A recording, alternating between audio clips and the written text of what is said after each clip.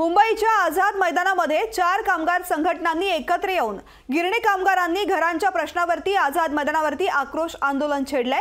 राष्ट्रीय मिल मजदूर संघाचे जनरल सेक्रेटरी गोविंदराव मोहिते यांच्याशी बातचीत केली आहे आमच्या प्रतिनिधी मीनाक्षी म्हात्रे यांनी। सध्या आझाद मैदान इथे गिरणी कामगारांचं आंदोलन सुरू आहे। आपण पाहतोय की मोठ्या संख्येने राज्यभरातील गिरणी कामगार जे आहेत ते आझाद मैदानावरती टेपलेले आहेत। आपल्या विविध मागण्यांसाठी ते आज आझाद मैदानावरती आंदोलन करत आहेत। मात्र राष्ट्रीय मिल मजदूर संघाचे जनरल सेक्रेटरी आहेत माझ्यासोबत गोविंदराव मोहिते सर काय सांगाल, काय एकूणच तुमच्या प्रामुख्याने मागण्या आहेत? मागण्या अशा आहेत की आता गिरणी कामगारांची पात्रता गेली 4-5 महिन्यामध्ये पूर्तता झालेली आहे। पात्रतेची गिरणी कामगार पात्र झाले, आता त्यांना घरं कधी मिळणार हा प्रश्न आमच्या समोर निर्माण झालेला आहे। गेल्या 10 वर्षामध्ये एकही घर सरकारने बांधलेले नाही आहे।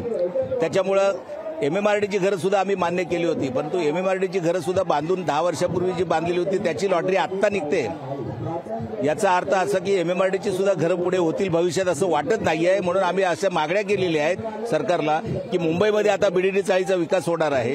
या BDD चाळीच्या विकासामध्ये गिरणी कामगारांसाठी काही घरं दिली पाहिजेत त्यांनी। तर शेवटी सरकारने जर याची दखल घेतली नाही तर निश्चित आहे गिरणी कामगार या सरकारच्या बाबतीत पण विचार करेल आणि तशीच वेळ आली तर शेवटी मुंबईमध्ये संपूर्ण मुंबईमध्ये रस्त्यावर देखील उतरण्याची तयारी या गिरणी कामगारांची राहते। प्रतिनिधी निकेश मोरेसह मीनाक्षी म्हात्रे, लोकशाही मराठी, मुंबई।